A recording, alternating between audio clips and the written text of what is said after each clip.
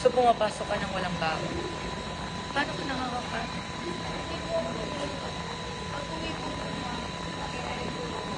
Ako magbibigay ng baon mo. Hindi na, hindi.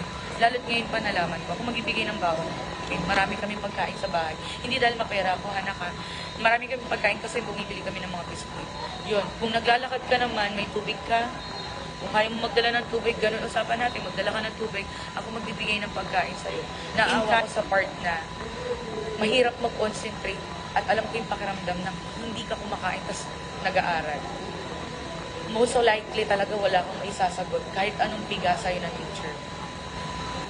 Ba't di mo sa akin sinabi nung Lunes? Nandito ko nung Lunes. Kumain ka. Binigay ko yan sa'yo kasi gusto ko.